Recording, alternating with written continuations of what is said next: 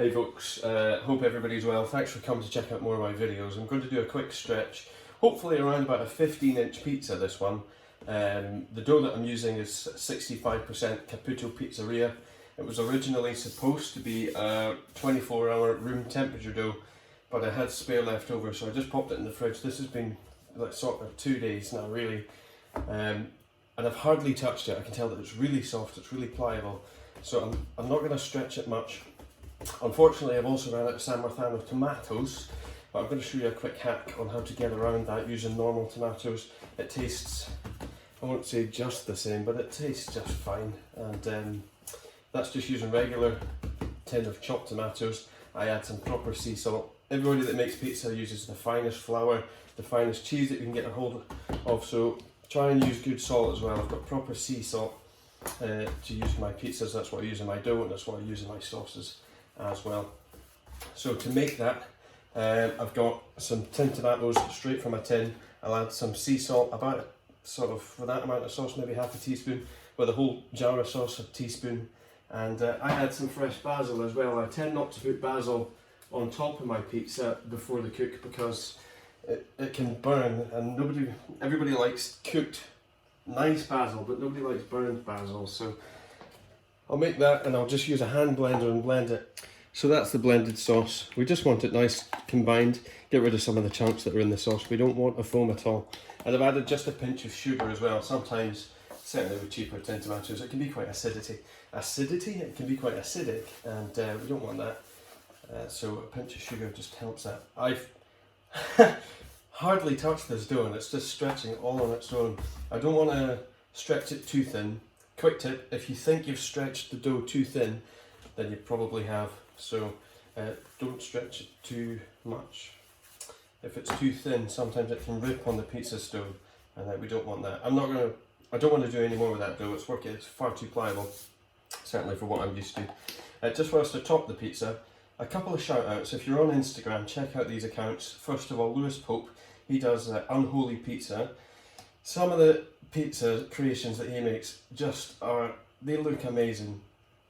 Certainly pushes the boundary of what a normal pizza should look like, and really inspires some new ingredients. I've bought some stuff from the shops purely because I've seen what he's putting on his pizzas. So really good account to follow if you are on Instagram, tech savvy. Another guy, fellow Scotsman, Charles Reed, he runs Pirates Pizza Shack.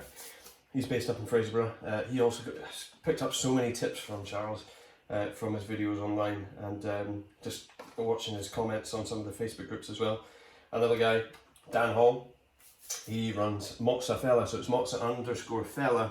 He does some really good, I'm pretty sure he's running a business as well, a pizza business, but some of his cooks look unreal. And lastly, Julian Guy, so his account is Pizza is Lovely. Check out his account. It's quite a small world. He's actually flown on one of my airplanes before as well, when Charles was hosting a big fundraiser up in Fraserburgh for charity, so small world. Anyway, what have I done so far? I've added my tomato, I've added some salami. I got these little sweet miniature peppers from Lidl, so I'm going to use that. And also, I don't know if you've ever heard of Nduja. This isn't actually Nduja, it's an Nduja pesto. I also found this in Lidl, and Nduja itself is a spreadable spicy salami, so this does contain pork, and it's got meat in it, pork and sort of chilli and whatnot. So I'm going to add just a few dollops of this Nduja pesto around the pizza to add a bit more flavour, a bit of spice over the pizza. And that's looking like it's about a 14-inch pizza already.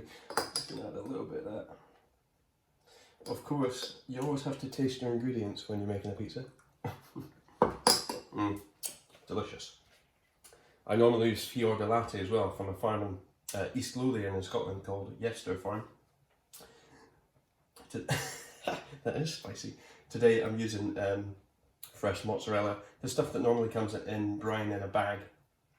Absolutely fine to use, and it's got a really nice flavour as well. But drain the mozzarella first, tear it up and let it soak on some kitchen paper for at least a couple of hours before you decide to make your pizza. This cheese, especially bagged in brine, contains a lot of that milky moisture, and in the cook, if you don't sort of drain it and let it rest for a while, it can sort of let some of that moisture soak on top of the pizza whilst it's cooking, and it just makes it quite watery, not very nice.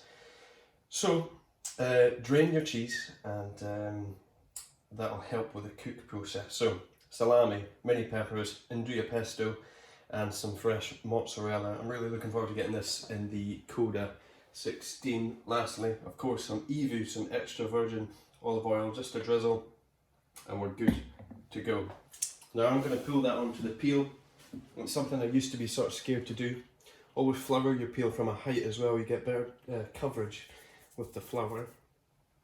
And I would recommend, if you can, only put your pizza on the peel when you're ready to launch. Otherwise, if it sits, sometimes the base can sort of get moisture and stick to the peel. You don't want that. Otherwise, when you launch, you'll make a calzone by accident. So, one swift motion onto the peel. Just be brave, go for it. It will come with you, especially if the gluten's been made. So as always, I'm going to measure the temperature of the centre of the stone. I look for 430. That's as good as it gets, to be honest. We'll make sure that the pizza's loose on the peel. I'll give it one quick stretch, one final stretch. There we go.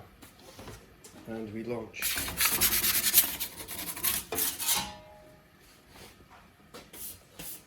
Like I said in my previous video, always sort of get rid of any excess flour on the peel. The last thing you want to do is go in, let the sort of steamy base get hold of that flour. It'll act like a glue and sort of stick your pizza to the peel whilst you're trying to turn it. Same story, you don't want to make a calzone. So I'm going to wait until the back of the crust starts to puff up. Doing this all in real time, and to benefit the new people of Ooni, I'll not use a turning peel. I'll just use the perforated peel to do all the hard work.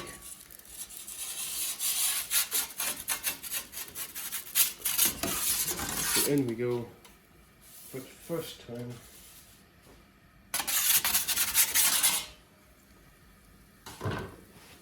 Fantastic. With the colder proof, you always get a good cornicione on the crust, so that's looking quite nice.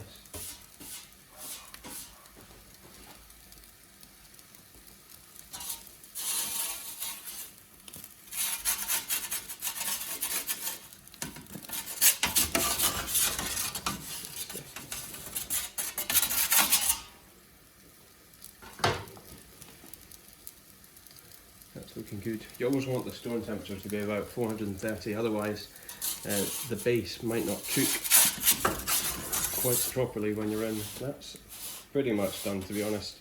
I'm picky about my crust, so I'll give that one last bit at the end, just in the back corner. I would say it's already done. I just like a little bit more colour on my crusts. And there we have it. Salami, mini peppers, Nduja pesto, and some gorgeous fresh mozzarella in the Koda 16. Once you've done your pizza cook, you might see some sort of charred flour or black marks on your pizza stone. That is absolutely fine and definitely normal. The trick, what to do to clean that or to get some of it off, once you finish your cook, cool the whole thing down and then turn the stone, and for the duration of your next cook, that sort of it self-cleans the underside of the stone. So that is, I've already showed you the base. I don't want all my bits to fall off, but it's cooked just lovely. So, salami, mini sweet pepper, some Nduja, and some fresh mozzarella. Here we go.